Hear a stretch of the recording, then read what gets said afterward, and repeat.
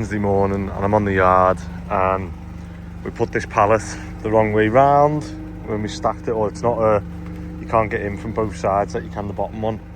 So I've had to pull them out so that I can get in that way, because David needs another pallet of bricks on my sister's outhouse, and I almost got the forklift stuck, but I had to rock back and forth and go back under the pallet. So I'm now in a position where I need to try and get out and come back this way, but I just can't move on this ground. It just keeps getting stuck. So fingers crossed I can do it without getting the bloody forklift stuck.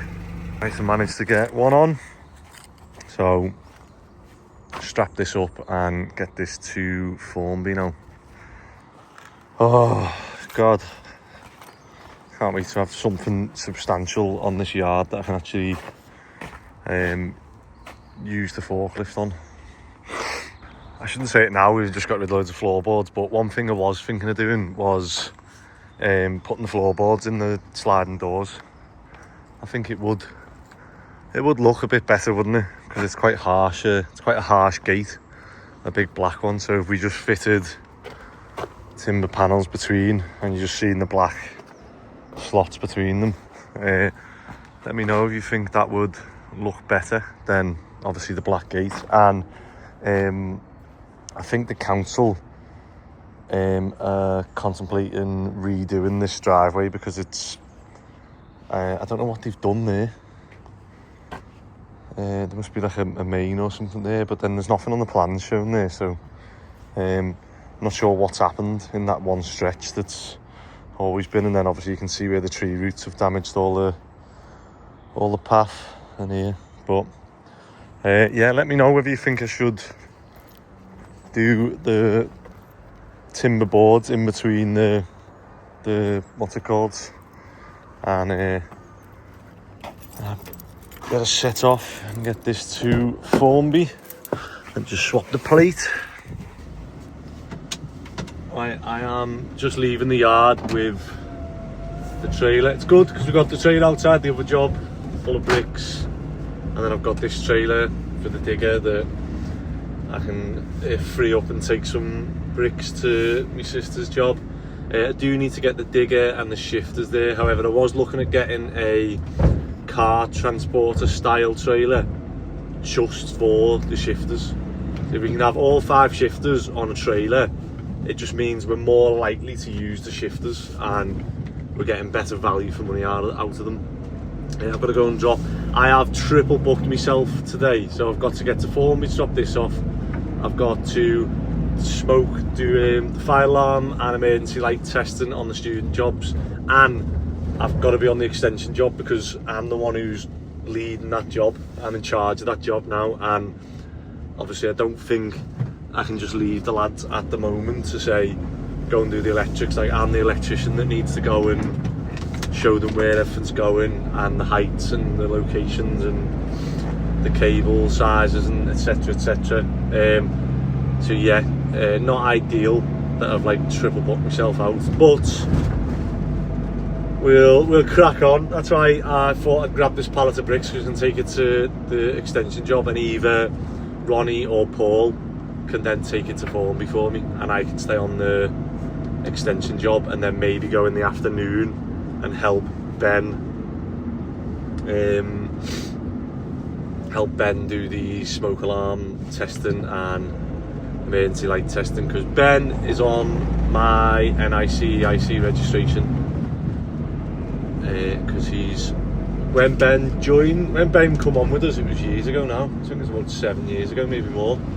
And I paid for him and another member of staff to do the electric course, and like everything, Ben's just like, took it on board, and I think he's like me, enjoys learning and going through new experiences, and hopefully we can get some of the lads on the electric course as well. It's just hard because like what do you do if I pay for someone's electric course and then they leave?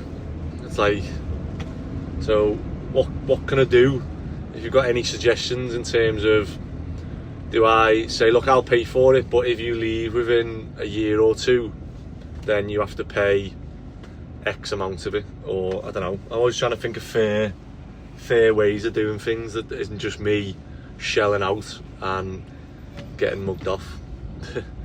And I slept on it. Obviously yesterday I was frustrated with the stuff that was going on with planning, and I've slept on it, and I've realised that, you know, they are just doing their job. And I spoke to the tree officer, and there was something he said that made sense, and he was like, they have planning applications say that they have like trees or something in the vicinity, like a basement or something that they've granted, and they haven't gone into the detail of how they're going to do the basement around the tree root, say. And then they've been stung where they've granted permission, come to do the job, found some tree roots or something that they didn't know or weren't expecting, and they've said, right, well, as we're now here to do it, there's no way around it other than chopping the tree roots to get this basement in. And because they've granted permission, they can't then go back on that and say, all right, no, sorry, you can't do that anymore because we found these roots.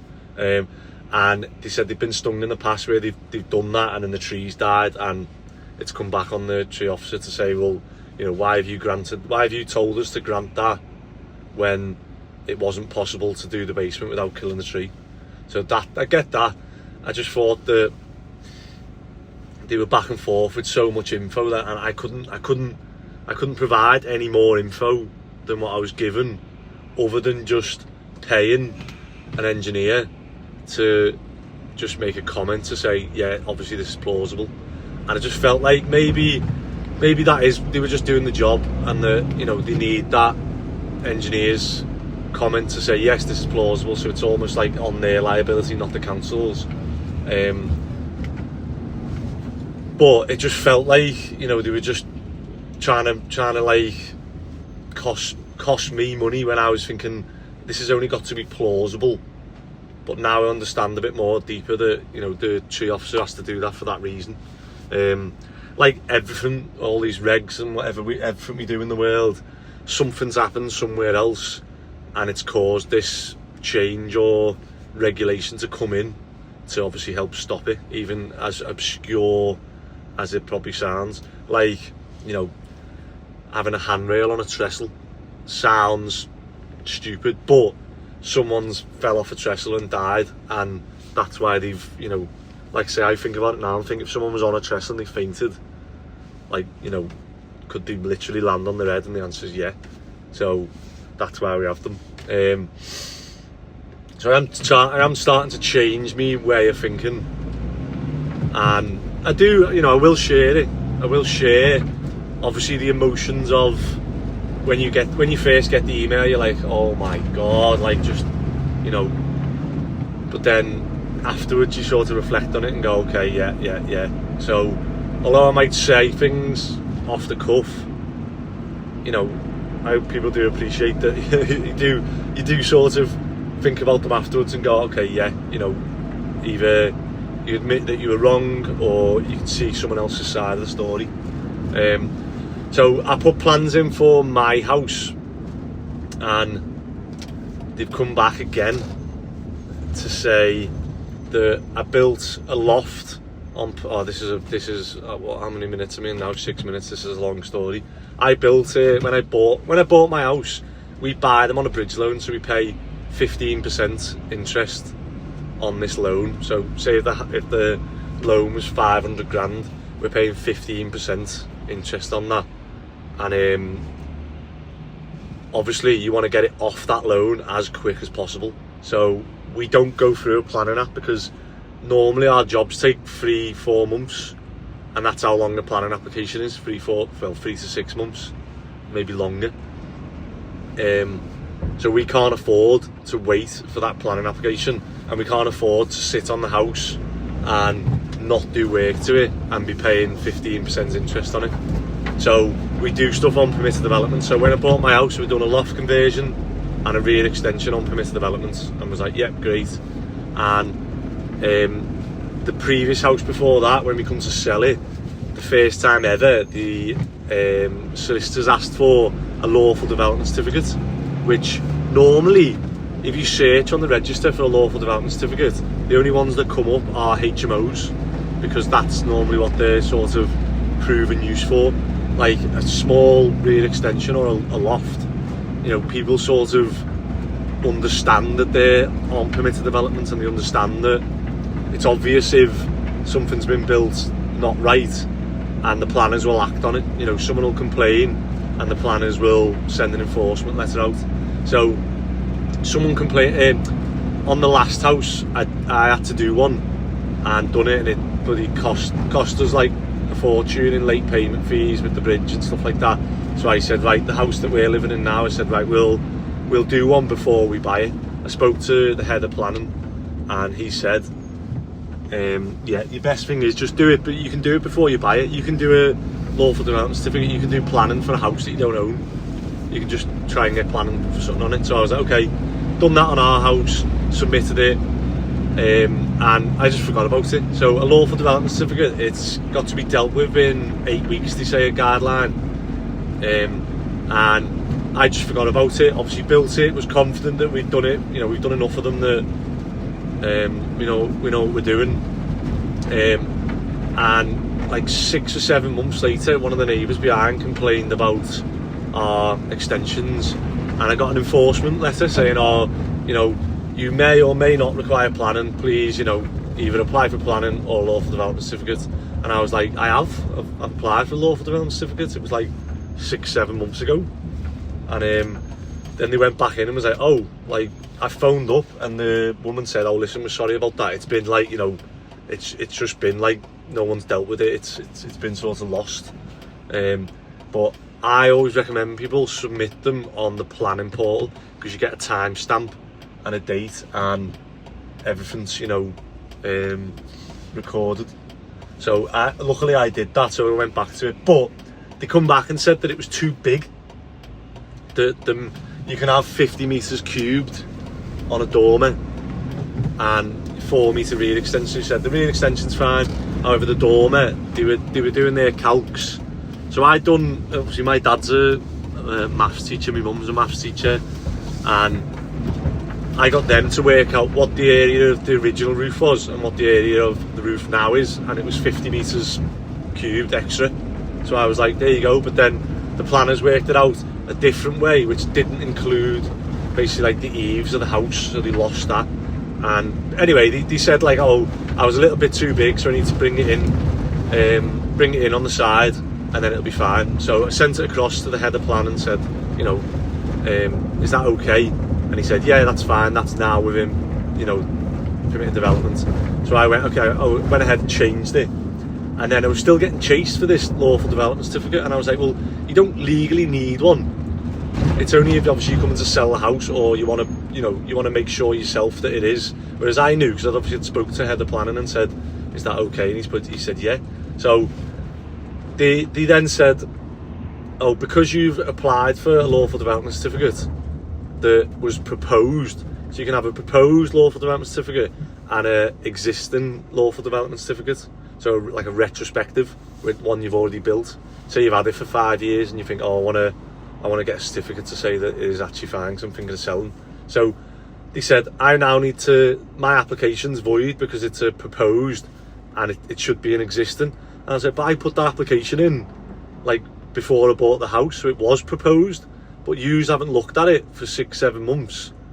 And since that time I've built it, moved in, and you know, now you're telling me that I need to change it and pay an additional fee. And I was a bit like, I thought, you know, I don't need it, and I just felt like it was, you know, it was wrong of them to, like, for me to have to pay again and redo all the plans, and it would have cost, like, you know, another few £100, maybe £1,000, and I just thought, it's just wasted money for me. So I left it, and I said, well, I'm going to do a side extension. So that does require planning, so I'll add it to that, you know, you can look at it as part of that and say yeah or no. So I've done that now, and they're trying to say that they want me to include the loft and the rear as part of the planning. However, I know that Liverpool Council is different to permitted development. So permitted development's a national guideline that says you can build XYZ without planning. However, on dormers, you'll notice in Liverpool, some people's dormers are built off the back wall with like a 20 centimetre eaves, and then other people's dormers are built a metre into the roof space, and they're the ones that people have gone through planning for. So I don't know whether planning have granted any that don't have a metre setback, or whether whenever you go through planning, you have to set it back a metre, and they also make you bring it in on the sides more than permitted development does.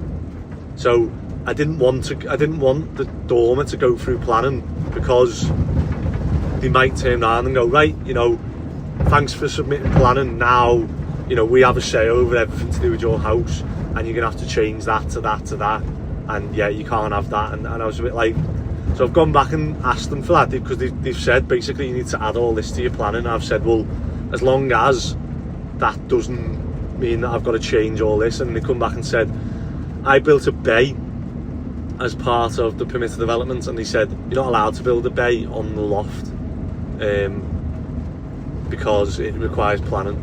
So I said, okay, but you can do a Juliet balcony on permitted development, but you can't do a Juliet balcony if you go through planning. So I'm in this bit now where I've built it on permitted development. I'm happy it's been done to permitted development. It's got a Juliet balcony, it's the right size, it's set back, it's set in, everything's right. However, they're now asking me to include that in my planning, and if I do that, I've got to minimum change the Juliet balcony to a window. And I'm a bit like, so I don't know where I'm going to go with that one, but we'll see. Obviously, by the time I edit this video, I'll have gone back and forth with the council probably, and again, I've asked them to give me a call just so I can have a meeting and just like get things done a bit quicker, so that it's well, quicker for both sides. But yeah, I don't know. And then a part of me, like, you know, I think I've turned like quite cynical now, that I'm now thinking, are they just sat in a room together, all the planners, and the one who's doing my yard is chatting to the one who's doing my house and going, just make his life difficult?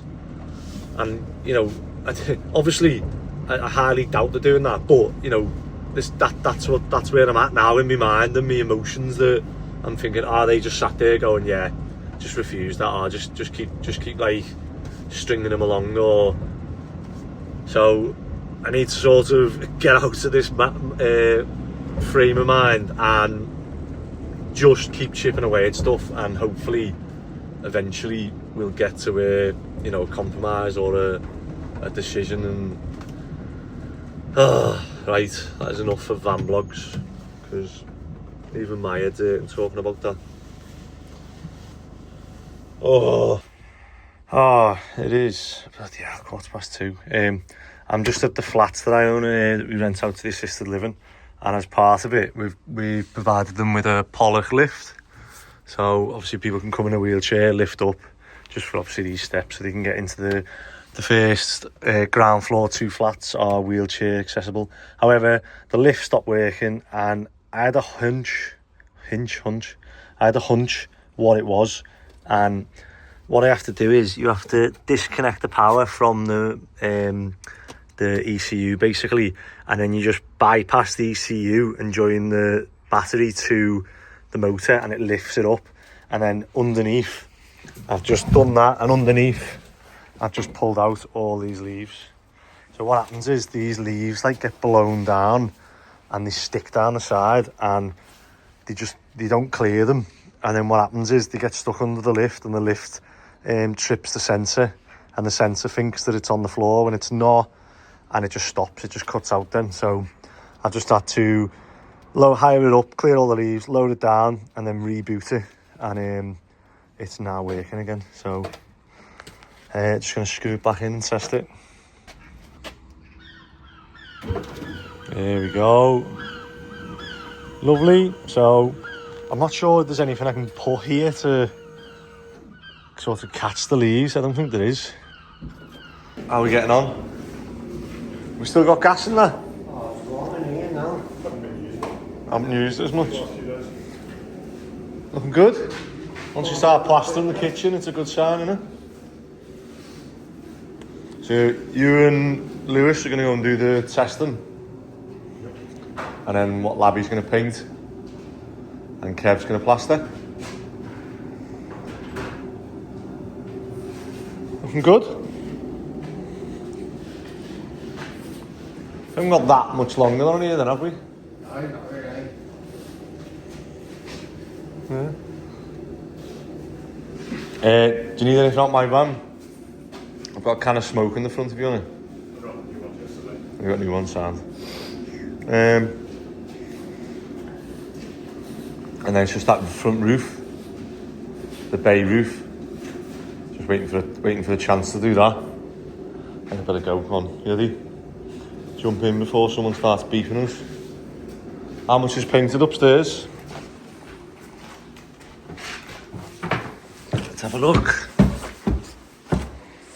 Oh, nice, we're down to here. Bathrooms are done, that room's done, that room's done.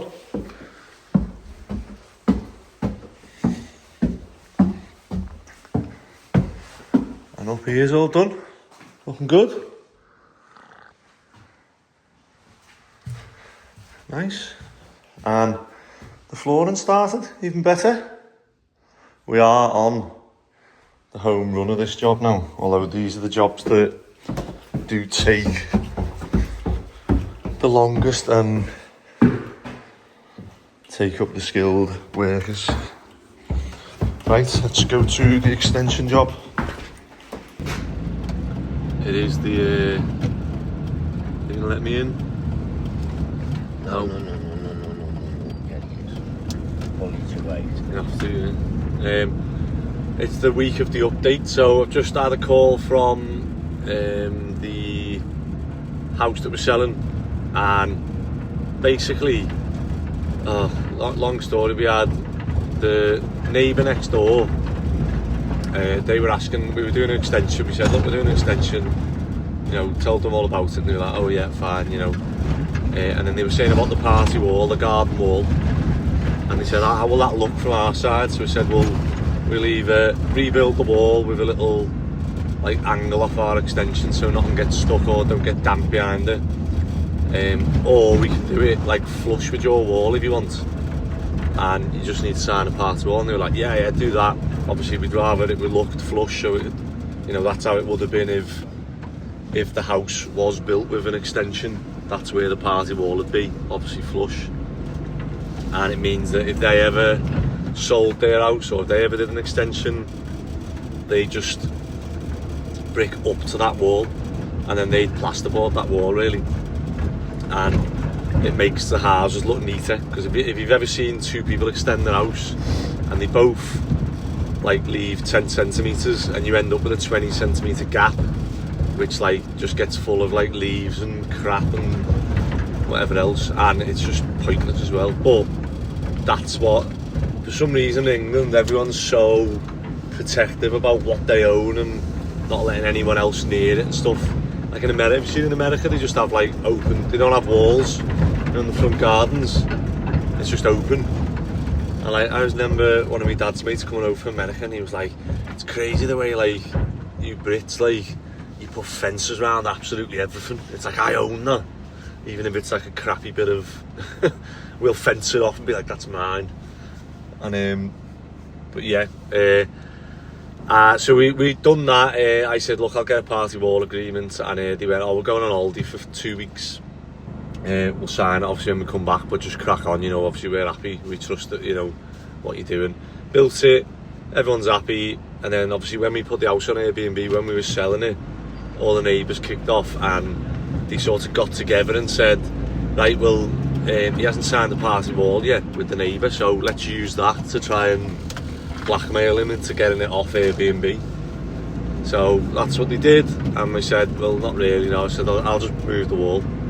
But in the end, we put it on Airbnb for a bit. I said to them, I'll put it on, and if anything happens that's, you know, bad or negative or causes like chaos in the street or whatever, I'll take it off. So we done it. Everything went fine. We had a wedding people who were going to a wedding stay there. We had someone going to a funeral. We had, like, you know, and then my Mrs. Rachel was in charge of it, and she let this group of girls in from Birmingham who were coming up for a family reunion. And I was a bit like, it's a bit suspect, that one. She was like, no, I've messaged them. Anyway, they come and it was a hen do, and they got taxis at 1 a.m. and my phone was getting, like, bombarded by the neighbours saying they're getting taxis at 1 a.m. This is like an absolute joke, you know, you need to take it off Airbnb now. And I was just like, I said, look, you know, man of my word. I said, if anything bad happened, and we just agreed to sell the house, so I was a bit like, you know, we've done it now, we've got a bit of money back for obviously what we spent out on it. So we took it off and said, okay, we'll, you know, get the party wall agreement signed and we'll get this sale through soon as. And it's been months and months and months, and it's been, the neighbour refused to sign a standard party wall agreement, because she said that you're not allowed to sign it retrospective, you're not allowed to sign it afterwards. And I was like, well, yeah, okay, you've googled it, I don't know why you're not allowed to sign it afterwards. It's just a legal document that says, like, that you both share the wall. So, you know, I was saying, like, if I want to go to a solicitor and get a document made up that says I own Ronnie's hat on Wednesday to Friday every week, we can do that, and they'll draw one up and we both sign it, and that's an agreement. But for some reason they say that you can't sign it afterwards. So even though it was verbally agreed and everything was fine, there's actually nothing up with the party wall or anything. She said that Google says she can't sign it, and it could void her house insurance. So you're like, okay, so what then? And she's like, well, you know, you can sign a retrospective one, but it says it takes months. And I was just a bit like, anyway, I don't even know. I've left it to them and the solicitors and just said, you know, like, I've got no idea what's going on here. If it was me, I'd just sign a normal party wall agreement. However, you know, I'll leave you to it. And they've come up with something back and forth for months, and finally got something that says, yeah, we share this wall. It's a party wall. It's a garden wall. And she's agreed to sign it today. So that's what they just rang me about then, to say, like, look, it's all thinking, and then that's all we're waiting on to complete. So we've gone through absolute everything with this house, and again, probably it's my fault. I will never ever build an extension on someone's word. Some people's word doesn't mean anything, and at the first chance of blackmailing you, they'll go back on the word and use it to blackmail to get what they want. So well done to the neighbours on that road. You've succeeded, you are victorious, and you know, yeah, don't think it would have made much difference if it was on Airbnb. There was people staying there that you didn't even know about and didn't complain about, but there you go. And hopefully the sale goes through, and that'll be the end of it. We can draw a line under it and everyone's happy. And maybe, what do you reckon, Ron? Maybe one day, like I did with one of the previous roads where we sold a house, where we uplifted the value by loads, we've uplifted the value of everyone's house on that street. And maybe when they come to remortgage or sell, I might get a text to say, oh, do you know what, like, yeah, you know what, maybe we overreacted and it wasn't as bad as we think. And do you know what, it was exactly as you said, that you weren't going to put it on Airbnb and it wasn't going to be a party house. And however, I doubt it. I doubt people are easy to go out the way to moan, aren't they? But they never go out the way to say thank you or apologise, or yeah. So hopefully that goes through, and then yeah, it'd be nice, because then I can put some money towards getting the yard usable. Bottle of champagne when that goes through. Yeah. The owner's going to be made up because the windows have just arrived. And I think why they're waiting so long was because we asked them for a smooth black, and they said no, we don't do it. We do like a grain black, which I've got on my house. So I sent a picture to the customer and they're like, yeah, we're happy with the grain black. But they wanted smooth black because what they wanted to do was they wanted to do black here and they're going to get these windows sprayed because they're okay. So they were going to get these UPVC sprayed. And then they were worried that the grain, it'd look different from like close up. But now we've got the smooth black. It looks a bit like it's like an aluminium style there, isn't it? Matte black, I think. Matte black, yeah. And yeah, if they get the windows sprayed, it should look the same as these now. So let's see how many windows we can get in today. I forgot to film. So normally when I forget to film, it's because we're busy. But as you can see, the windows are here and they're going in. So we'll walk through a window fitting with Paul. So we should have done that before, didn't we? Forgot to do it. So this one was a couple of mil out, so what we've done is sand cemented the bottom to bring it up. Where does that? So that we've got, you know, less of a gap at the top because yeah, I've took them out. Yeah, we don't want to be doing like trims and stuff on these. If they're getting rendered in, they should be absolutely perfect. Yeah, we'll go through about cutting the sills. So they have like a 50 mil overhang, and then about beading and some of the stuff to look for. We have had them delivered, and the fella cracked one as he was getting it out the van, and then another one he said was damaged in transit as well. So 2 of the panes we're going to fit, and then they'll reorder them, remakes, and have them delivered.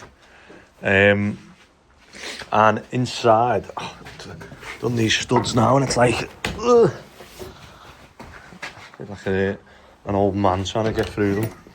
Hello. Right. Inside, Ronnie's just doing a stud wall. So where we've got a nib on the plans because the engineer said it needs to have a nib rather than being it couldn't be on that wall. One thing we could have maybe done, but it wouldn't have been thingy, was if you brick this wall across. They always still want a nib. But yeah, we've studded this out. One, to keep it flush so that the kitchens, I hate nibs, so keeping it all flush with that. And we've studded it out, and now we can get a ducting out and into the fascia of that. So that will be for the extractor fan, because that side is obviously the utility. And we've removed the gas pipe as well, so I've capped it off at the meter. There was I'll show you different ways. Hello. So at the meter here, it had all different, actually goes 3 ways. So I'm guessing one of these goes to a fire, this one goes to the boiler, and this one went to the gas cooker. However, it had a little U. On there. So we've disconnected that, put a compression on it, and I could see it turned into the old steel pipework then, which I'm guessing runs up there, and it's hidden in the coving of the wall. As you can see here, you can see how thick it is. It's a proper thick. Definitely don't do them that thick anymore. And it weighed absolutely loads, but that come all the way down and went to obviously the gas cooker. So disconnected that. Disconnected one of, they had not a ring main, it was on a radial. So we've got that here, so we might try and either join that up to the radial, or I'll have a look at the board and test what we want to do, whether we want to keep that in for some of this bits, and then we're going to put a new ring main in for the kitchen. But yeah, it's starting to look good now, and when we next get these sliding doors in, the lantern isn't. However, we did have an issue with the lantern as well. You can see it on the video. So these panes are tinted and the N2 are clear. So we ordered clear in all of them. And the company messaged them, they said, oh yeah, no worries, this was obviously before Christmas. This is the one we got in so that they have this space for Christmas. And yeah, they sent new ones, and they've sent us the same colour. So a bit of a mess up there, but we'll I've said to them now, just send us the 2 triangles. It'd be quicker for us to change them to than 4 panes, and thought it'd be cheaper for them. What else have we got? Obviously we done the kitchen, temporary kitchen the other day. Yeah, getting there now. So next thing is we're gonna first fix. So we've got the flow and return for the rads. So there's a rad going there. Now we don't know exactly where it is. Sometimes you can bring these out exactly where you want them. So I might ask them actually see if they want to do that, and it just comes out straight into the radiator then. Or you can bring them out the middle and then you just elbow, and that way, you know, if you're not sure, you're better doing it this way, because if you try and bring them out the wall exactly where they're going to go and you get it wrong, it can look worse, and you'll end up having to do like more plastering and stuff like that. So but I will ask these, see what they're going to do. And we used the spit gun for this, so I'm impressed with this. So we just got some where is it? Here it is.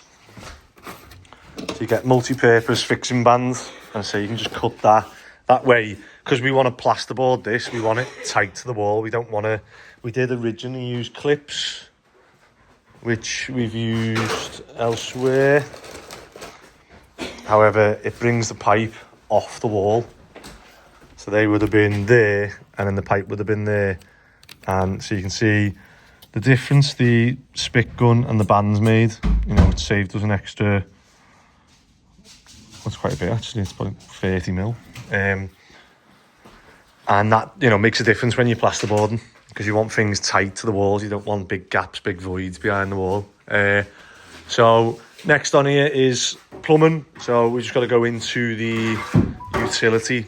We've got a rad that we've disconnected here off that wall, and that is going to go back onto this wall here. So they've still got a rad there, and that'll hopefully circulate the flow. And then we've got plumbing to do in the,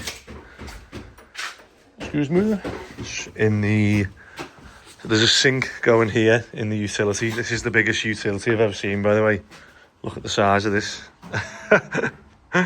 This is their utility. And walk into the bathroom, we've got toilet in ready. I'm gonna cap that bit off, and then I've got I had these bits ready to get this at the right height and drill through. They've got a vanity unit here, so we can bring them out.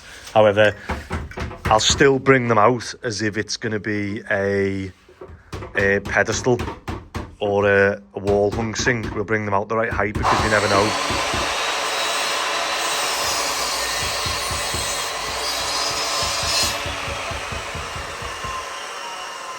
I'll just wait for that, because I know the the sound goes off when you go loud. We'll bring it out as if it's going to be a wall hung one, because you never know, they might change their mind, or, you know, everything changes in the future. Have you ever pulled the wall unit off and all the pipe works in the exact same spot? Pull the vanity unit out and all the pipe works in the right spot, you'd be like, oh, thank God. So we'll do that for the sake of, you know, a bit of measuring. And we've built a frame here for the shower tray to sit on, so we're going to put a couple of more bracings in there every 400, and then we're going to put a sheet of timber on that, so that it just spreads the weight. There's no voids. And this is the bit we've left for access to the waste, so that needs doing again, because that's exactly where the waste is going to be. So I think Ronnie's done it, not realising the where it's going to be. So there needs to be one there where I'm going to collect the flexible waste, or we don't have to that. I mean, I've done that since solvent. Well, I normally connect the flexible waste there, and then just connect the little flexible bit to that, and it just gives you that bit of flexibility when you're fitting it, rather than everything trying to be rigid. It makes it a lot easier for maintenance. But we'll show you that once we do a bit more of it. And today's just going to be getting as many windows in as we can, I think. Looking good. Oh, Paul's done well fitting this one, and I'm just foaming the gaps now, so hopefully you'll have a small gap like this. You can see there where I've just started to foam, and it helps having the little nozzle on this so that you can get, because you don't want it to come out too. And what we'll do, we'll get the thermal camera out and we'll show. Oh, I should have done one before. God, I'm forgetting that we're doing a YouTube channel and we're trying to show stuff like that. But basically, you don't want to put too much foam in where it expands out too much. But we want to make sure that there's no gaps where air can. So that one we could just silicone because there's not enough. There's not a big enough gap to get the foam in. I'll end up just getting foam on the windows and making a mess. So yeah, there's one in. You can see I've done the top bit there. Either we'll get the render trim, will go over that and make it look nice. So we're just going to do the back one where it's a window and a door. So I'll go through that now and show you what we do. Do a video of how we fit this window from start to finish, because it's simple, isn't it? But there's a few little bits that people don't do. That make sure there's no mortar on your sills. So there you go. There's one. Scraping the sills off is the first job, and next thing is measuring the width of the opening. So I've just measured this one now, and it's 125. Let's have a look. Okay, got that. Yeah, so 125. So sill should be 135. There you go. You need to invest in the Ray-Ban glasses for when you're doing hands-on. I've seen them. Oh, you record? 300 quid. Ray-Ban glasses. Yeah. Record. Got them in curries. So what we're going to do is we're going to mark 50mm. So again, I could probably go and get me you mark 50mm each side, and what we do, put a set square on it, and then we measure 50mm at the front. So you know, it's up to you what you want to do these, however, we're matching the existing house. So what we'll do, and then put an X on the bit that you want to cut off, just in case you ever come to it and go, oh, because you don't want to cut that bit off. What we do is we cut this off, and this sits in the brickwork then and makes it less likely for water to come in. So we'll do that both sides, and I'll cut that out with the grinder. So first thing is the bit we marked out, I'll just cut with the angle grinder, and this is how they'll sit in. So you've got 50mm on each front bit. Oh, so what we'll do next is on these windows you'll see they have a drip thing at the front where it comes out. So if you get condensation or anything in there, you'll have a bit at the front here. I showed them in the last ones. Where is it? Oh, there. So it's at either end there. There's like a hole that's been chopped out. You might not be able to see it because this one's black. But that drops out and comes out at the bottom of the frame. Let me show you. There you go. So there's one and there's two. So if there's any condensation in the window, it'll fall out. And it falls out the front, which is here. So it should fall out here and obviously slope off and drip into the thing. However, one thing is, if this is perfectly level, obviously you'd expect it to go that way. However, you also put some silicone here just to stop if it does sort of come out here and it wants to go this way and comes in and causes any damp. So something Paul's just mentioned that, so another good tip. We'll do that now. Maybe put the silicone over there. So there's one side, and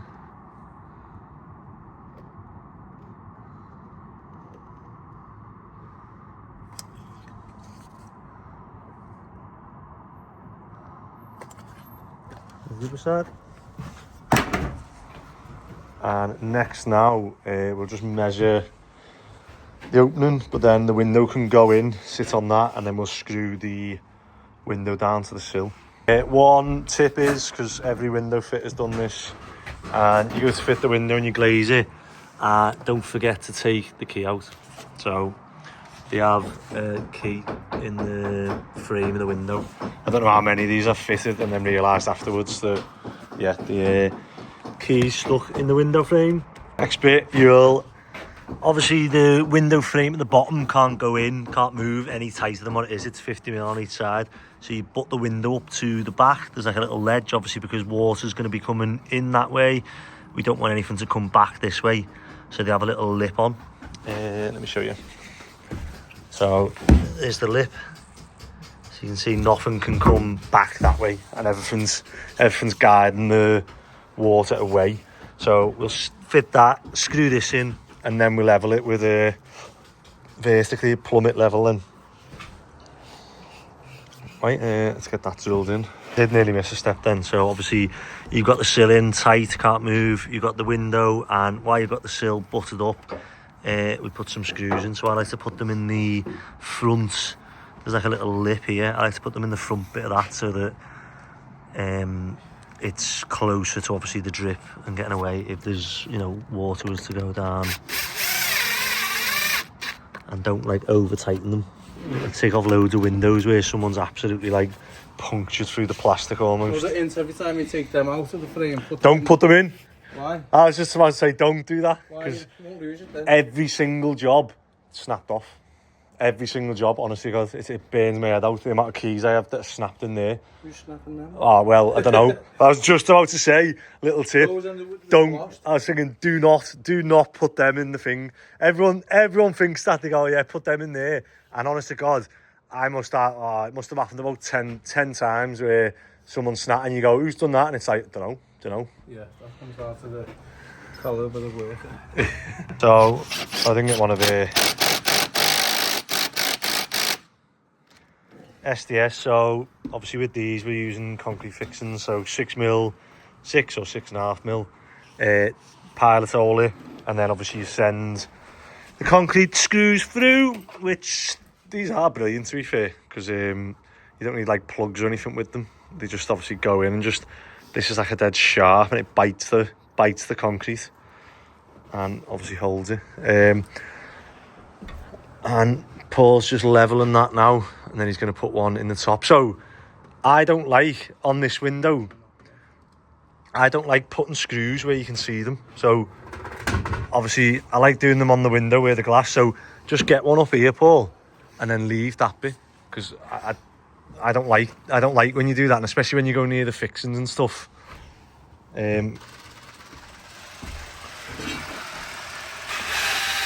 Paul's got the most aggressive drill. Oh, you got it on, you took the hammer off?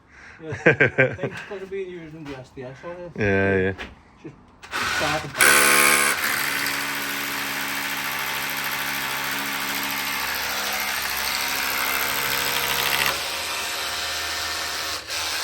So another tip, again, this is all the stuff that we've done or I've seen done. Obviously stop the drill before you get to the plastic. I've seen like, obviously people drilling it in and just like, and then it damages the plastic then.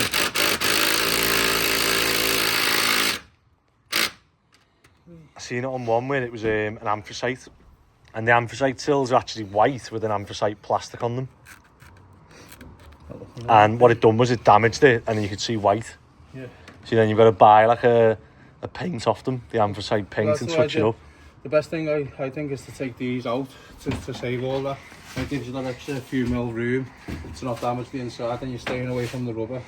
But if you take the trim out before you start your fixings, you're not going to ever melt it, so you save time. There you go, they're coming out anyway, aren't they? And then we'll just foam this. We've got a nice little gap there again. Not bad. So we'll foam that gap now. And once we get there's this window. So this window we can't fit at the minute, because when the brickies done the window, obviously they've got it in the middle of the hallway. However, it's not quite in the middle, and we noticed this, and so we changed it. We made the window wider. So that gap there is now the same as that one, but we need to cut it to this pencil line that we've done. but Ronnie's just gone to get the grinder for that. So we're going to grind that internal outside, and we know we can do that because we had a massive lintel on this. Like the next size up Catnick they had was like a bigger one.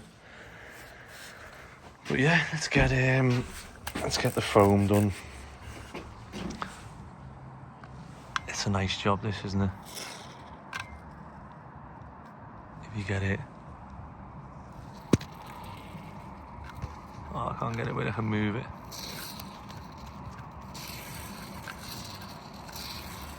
Sometimes it's harder when the gap's smaller.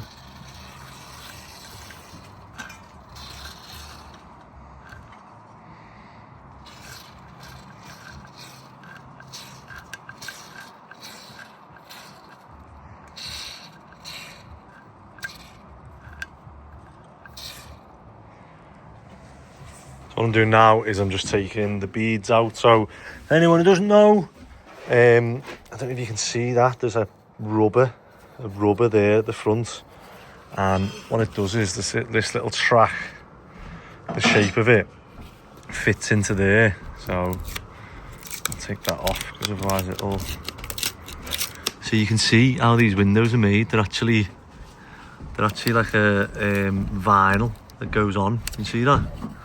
But luckily these ones are actually black underneath. But what it does is that fits in, and as you hit it, it clamps the metal between the two rubbers. So obviously the rubber seal there and a rubber seal there, and it actually clamps the glass to create the waterproof seal. But I'm just taking these out ready for the windows. So I've got some packers here, which these are the ones that come, obviously the manufacturer will provide them for you, and these ones click in. So there you go, you click in there, and they've got a little ramp on the front. And what's that for? I'll show you in a minute when I do get a bit of glass. But obviously you can put 2 or 3 of these in. Helps. Okay.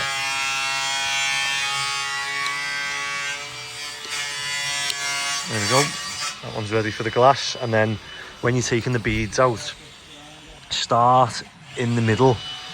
And I need 2 hands for this, but you basically prise that past so you can get a little gap, and then you'll get your if you've got like a beading tool. I'll wait for Paul to finish cutting. What we're doing is the bit where we said here we had an opening this side and it wasn't the same as the other one, so luckily we put the stud up and we managed to contact the window company before they manufactured the window, and we just made an amendment that the window would be slightly bigger, slightly wider, and you can see obviously the lintel at the top there, we've got loads. So you're meant to have minimum 150mm bearing on for a Catnick lintel or a steel or anything like that, unless it's on like a party wall, which obviously you can only have 100mm bearing. So yeah, we should have. This one's ready to get glazed. We just passed what we've done, we just took this window out now, so that's got like 2 beads holding it in place, and we can pass the glass up through the window.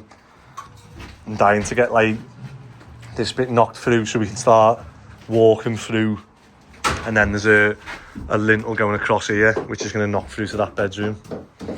But yeah, looking good now, and the owner will be able to come out for the first time and actually, you know, see the extension. see what's going to be their room.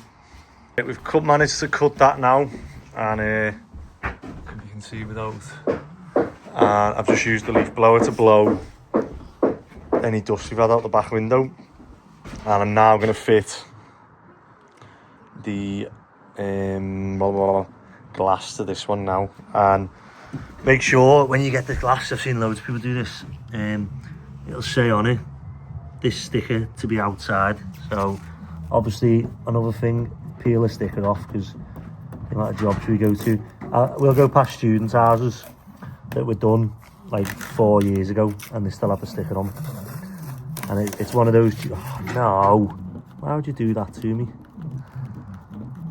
It's one of those jobs that like just like someone says, oh yeah, we'll do that later, or But like, why wouldn't you just peel it off while you've got it here, rather than like having to go around the whole house with a ladder? Here we go. So that's ready to get lifted in now. Lifted the glass in, and one, always wear gloves, isn't it? Because you've never done it, you've never sliced strand on glass. Yeah, that's why I always wear gloves now. Yeah, you do it once, don't you? And you can't never doing that again. Because even if you got older one, you just slip slightly and you just look at your hand and you're like, oh my god. You think you're gonna I die. tend to try and wear gloves as much as I can do in this type of work, because the missus doesn't like rough hands. Oh yeah, man, always moan about mine. Right, so before I was explaining about how they've got ramps, and that is so. When you look at these, I have to show you on a rough bit of glass, but I always like to get the bottom one in because one, I know that it's on the ramps. So if the glass isn't on the ramps, I'll show you. Oh, I haven't checked the left and right there. But yeah, alright. And what we do is, so try and get a close up of that now. So see where it's on the ramp. And I'll show you in a minute why that's important. So when you do these, you get your corners in. Go that top there. You get your corners in, and then work to the middle.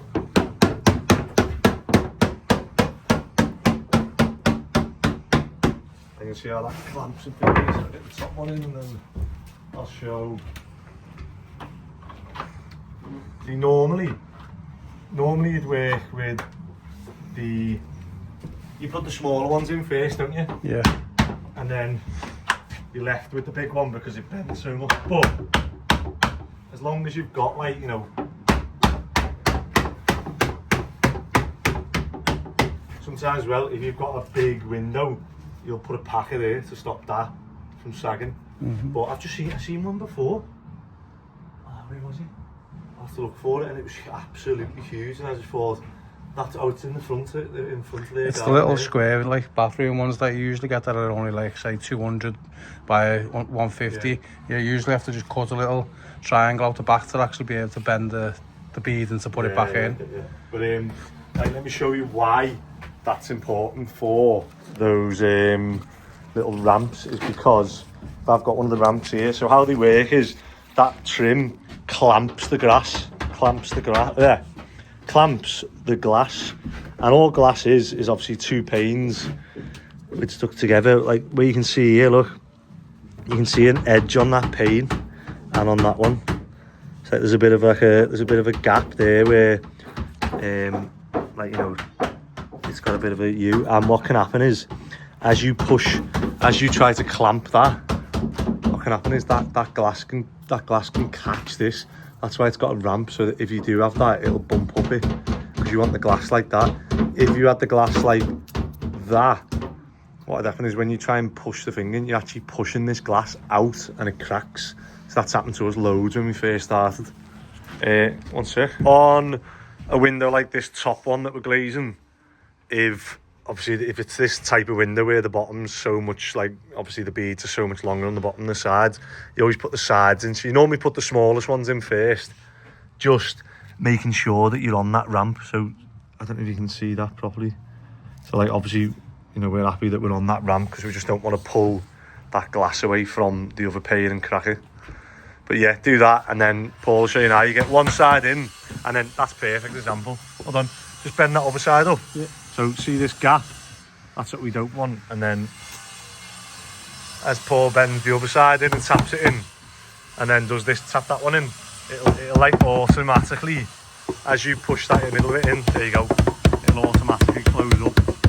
What you don't want to do is put one side in and just like carry on, because you'll get to here and it won't fit in. So obviously you bend it in like a banana, tap one side in, tap the other, and then you just work your way into the middle, and what it'll do is it'll push itself out into the corners, and you'll end up with like a perfect mitre like that. So last one, and then these two, isn't it? Alright, we've got this window screwed in, all foamed up on the sides, and what we're going to do now is put this bottom glass in, And then where we've got some support, we're going to put some packers here to stop this frame from sagging once these 2 windows are in. Because you've got to imagine those 2 windows are in, getting opened and closed over years. It can... oh, go on. You got that full? I was just not pressing it full, that Oh, fingers. yeah.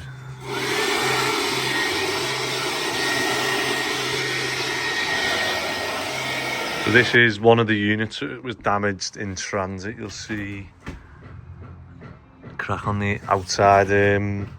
We know it's the outside because the sticker's there. It says on the outside, so we've left that on because this glass is getting taken out. So what I've done is, rather than push the bead in totally, I've left it open because we want to be able to pull these off when the new glass arrives. And I'll show you now, obviously when you fit the window brand new, this gap between the glass and the window is the same all the way along, and you'll see in like old windows where this is sagged over time and this will be touching this, and you'll see it and the windows will stop, won't be able to open properly. So where we had the packers there and there, we're going to put packers here and there, and that way the pressure goes down on like the outside of the glass and doesn't let this sag over years. But we are going to change this, so I've just said to Paul, let's put the packers in, because when we change this glass, it'll remind us that the packers are there to do it. Nearly there. Comes to packing the windows, you'll get, you can get various size ones here. I think this is a medium pack. Although you probably could have done with a large, it'd be like the width for them, you see. And I think these are in the right order. Yeah, you'll have like, you know, smallest to biggest. And what you'll do is you'll either combine them or fit them in to fit the gap. So now when we put this bead in, we know that this frame can't drop and sag. It'll rest on these packers which are on the glass, which are on the other packers, so the weight spreads, so it stops that from sagging. Although this isn't that big of a window, you'll see some windows that are like massive, and they do have massive sags in them. So and it's more so when you've got openers as well. So if you've got a big opener above, it's more likely it's the glass obviously that's in the weight, so the glass is what sags it down. And we've got all the windows in on this level, which is great because it means that we can take these ones out now. That's getting bricked up in the bathroom, that one's getting bricked up part way, and then we'll take that bit out. And I'm on to the spit gun now. This is, you know, what a tool this is. I feel like I've not been using this as much as I should have. You can see there, I've just gone, same as a pas load gun, bang, and you know, no pre-drilling, putting plugs or whatever in. So I should be able to fly around and get all these on easy now. It looks good. Move them pipes. Do you want us to start fitting that back door, because you've got all that crap in front of it? You'd have to move that. Yeah, do that. Sooner, probably the main thing's getting the doors in, isn't it? Oh, well, that's what I mean. Because the sooner we get them and the glass out the way, the better. Oh, well, that's what I was thinking, like you say, because that glass is standing there, it's expensive to break, so yeah. We can get them sliding doors in. It's just all that crap in front of it. Want us to just shift it over? Just spread it out. But it's on flags, isn't it? Flags, Yeah, so you've got to pull the flags up to spread it. It's a bit of a... When we get to that bit, we'll do it. Whatever you think's best at the time, yeah. And then I'm going to have to get flashing done on that, aren't I? So, obviously we've mentioned that what the customer's going to do is they're going to get these ones sprayed to match. And then we've still got bits to finish on there, look. We still haven't done that corner trim on the soffit. And the tiny bit of soffit left to do. And then we've got that down pipe to put on. So we should have put that on it as well. Just, it's hopefully if other people come in, isn't it? Yeah, we'll see what happens. Yeah.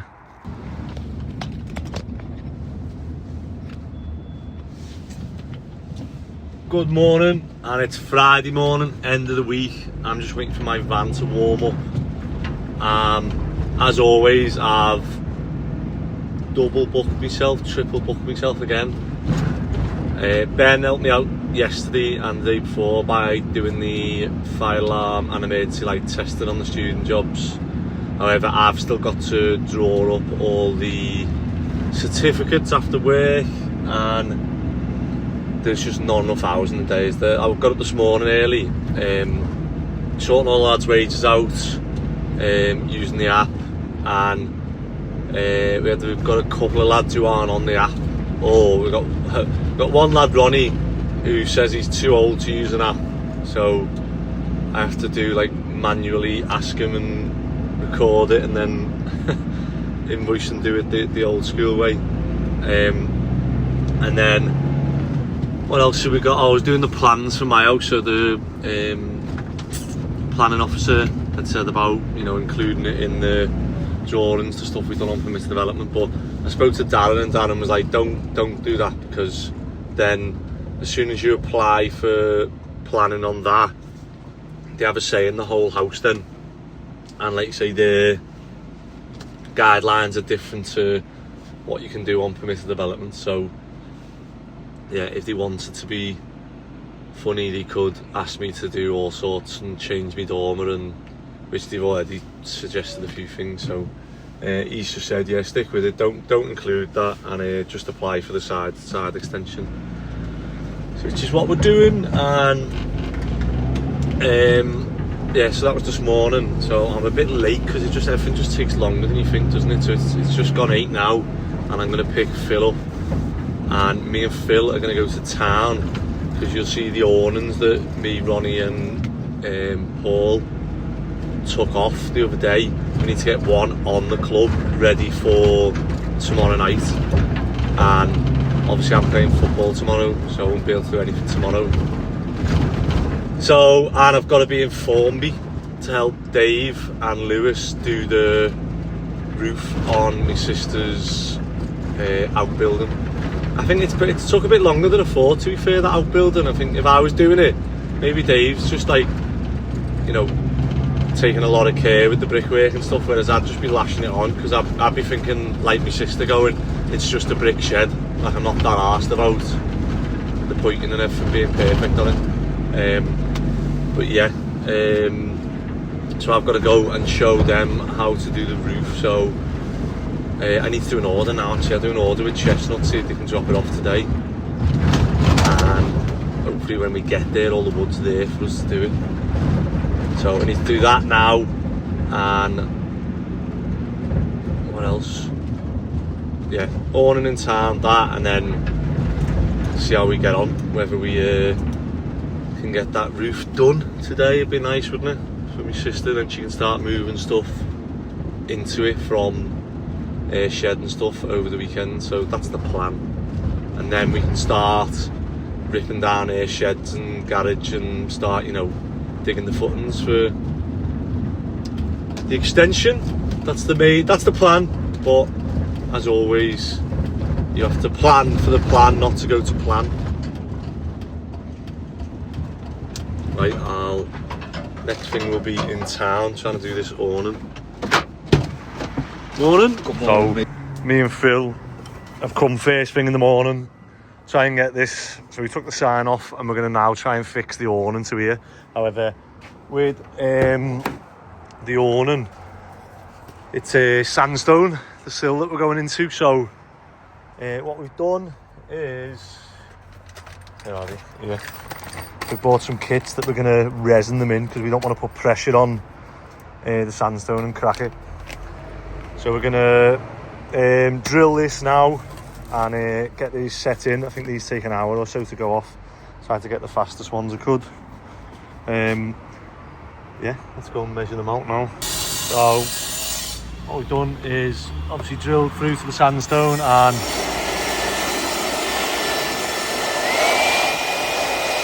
make sure all the dust is out. He's ringing me now. Hi mate, you alright? Right, so we're nearly done here now. We're just going to put the sign back up. Too small. Too small? Have you got it? Yeah, bigger than that. I thought it was that one last time, no? Need that 8 no. Is it not that one? No. Tried that. So what we're doing is we're just tightening the... Tried the wrong side, haven't I, Andy? Yeah, that's it. That $8 as well. Yeah, that'll do. So we're just going to get that, and then we just got to try and get the sign on. And there's no turning rod or like eyelet for this. So what I've got to do is like grind some of that off so I can have a look, and then we're gonna have to put something in and maybe like weld it. So let me see if I've got any eyelets in here. I know I have. It's actually a scaffold one. I've missed half of this. I've been welding bloody. Been doing a bit of work today. Been doing a bit of work, but that's what people enjoy seeing, all the like how you get round stuff. So we've had two. This one didn't actually have a thread into the actually awning mechanism, so I've had to take that off. Put a thread through, hammer a bolt through, then I've had to weld an eyelet, a scaffold eyelet, onto the thread that we've got. So, I mean, I don't know if I can give this a 10-year guarantee, but it's working, and as you can see, they have barriers out here, but they'll be able to come outside. Obviously, the staff and the doorman will stay dry, and obviously they'll have like a queue with barriers, and they'll stay dry. So, yeah, it looks good. Now we just need to try and get this sign up, and hopefully we'll be done by 12, so we can go to Formby and do the roof this afternoon. Bit of a mess, but there we go. Sign's been moved up and awning's on. If you drive past this next week and the signs fell off, it's not our fault. Right, off to Formby now. Well, go and get some food and then off to Formby to get this roof done. Happy? You're not going to get wet now? No, stay nice and dry. Said I wasn't going to do this, however, we're in a rush, so I've got a McDonald's. So the time is now 10 to 2, and we've got all the materials here to get this roof on. So Dave and Lewis hopefully have got, not quite, I haven't even got the grinder because we haven't got one. They've got this lintel to go on at the front. Hey, look at this, it looks massive now. It looks massive now. It does look bigger now, doesn't it, when you do that? Because when we done the footprint, I was thinking, oh, it's tiny. But like now, when you're in here, like it's decent size, isn't it? Push this to the limit on the slab. You've got all the things on ready. Wall plates are on, mate. Boss. Right, I'll get the chop saw out, nail guns, and I haven't got the big grinder, so we're gonna have to like. Yeah, I've got a battery grinder. We might as well just do that. Right, let's get all this stuff out, and we'll. Them windows look huge now, don't they? They still let loads of light in. And then I'll have to get a measure on this door.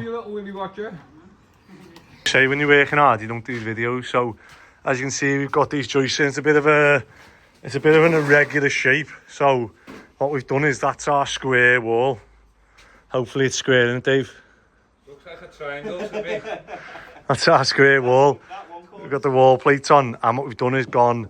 So we always do come in 50mm in case you want to send cables or stuff up that wall. Because if you were to do that like right on the edge and then you want to send the cable up, you're knackered. You're left with like this annoying little notching and stuff to do. So always leave 50mm.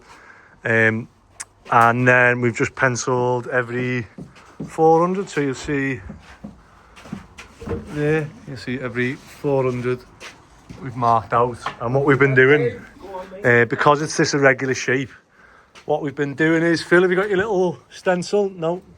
Have you got your fascia? Yeah, I've got it, Yeah, pass it, you're ruining my video. Come on, YouTube needs to be like short and concise. Does it? Yeah. People don't- along with Stop swearing. Stop swearing. Yeah, it's not that short. It makes me And what we've done is we've cut a bit of the fascia, because what you got to remember is that there's going to be a fascia on the edge here. So what we've done is cut that, and then Phil goes on this side, puts his fascia on, puts the timber up on his X, and then what are we calling this line? The divvy line? Bespoke line, because it's like idiot proof. I've just been saying to Phil, he was like, how do you know where it is? And I was like, well, as long as you have it on the line. And then what we do is go over to this side, do the same, and then I go back and skinny builders slide down here. And then what I've been doing is I've cut this bit of fascia, this bit here, so where it fits there, and I do that and then pencil it. So I'll put a pen on both sides, so when we put that on now, that'll finish flush underneath. Pencil that, well, pen it, and then what we do, we take the joist off and we're left with the perfect cut to have a fascia that side, this side at a 40mm centre. Ta-da! Make it sound easy. Yeah. Get rid of that branch, can't we? You on the idiot line? Yeah. You on your idiot line? I think so, mate. Hey, we're flying. We're flying. All those idiots for YouTube, Andy. No, that's just the name of the line. Have you got that in the joist? What? Has that gone in the joist? Looks like you're a bit flat. Can you lift the joist up? No. That's onion in. Don't swear. No, I just done a few before and they like sort of like missed the joist. That's why I've been doing the other ones like proper bottom up. Because the nail's 90mm in it. And then this is your 35.5. Why is it 35.5 when if a joist is, if it's 400 centres and a joist is 8x2 inch, why is it 35.5? Because if you tried to do this mathematically, you'd get the wrong answer. Because 4.5 centimetres fixed joist. There you go, because we used to do a 50mm. Well, I don't know whether they still do, but they class it as 2 inch, but look, it's actually not 2 inch, it's 45mm. So if you were to go centres and measure them mathematically and go, right, I need to cut all my things out, which one of the lads did do. And what did it look like, Phil? Walked in the dormer, look, he'd built a dormer to fit the dormer floor. Yeah. And I walked in and I went, oh, what have you been doing? He went, oh, I've done all the bridgings, all the noggins. And I was like, what'd you cut them at, 35.5? And he was like, no, 36. And I was like, 36? I said, it's 35.5. And he was like, it's 36, isn't it? And I just went like that. And I just looked up and like, the first one was like level. And as you got further along, they just spent bananas. And the last one was like a proper banana. And I was thinking, how have you not noticed that? And I was like, yeah, you know, and he glued and screwed all the floorboards down. Oh, no, so I was like, just make it fit. I was like, you're gonna have to leave it like that. We can't do it. It's gonna be an absolute like job for the plasterboarders because they're gonna be going to screw, and there'll be a big banana gap here where you're gonna have to pack out with loads of wood. So that's what we had to do. It's under tension all the time as well. So, right, so this one now we can cut a few at 35.5, and we'll nail them in as we go. 35.5. Yeah, customer who's always moaning. Absolutely no warning at all. That's it for. Oh, look at that early dart. Look at that. Hey, I think early dart. a proper bottle. As you can see, we've got all the joists on. We have actually got 2 joists left to do at the very end, and then we're gonna OSB, trim, and we're gonna liquid rubber this one again. So we've got noggins at the front to do to take the front fascia. So fascia, trims. I'm thinking of putting the gutter on the front, and then I've got some soakaway crates in the yard. With your land being piling, we'll be able to just dig a hole, put the soakaway crates in, and just like a French saying, yeah. That's what I'm planning anyway, and it gets 2 crates off my yard as well for free. Or I'll charge you for them. But yeah, that's it. That's it for Friday. Might do a bit in the van. Let's go.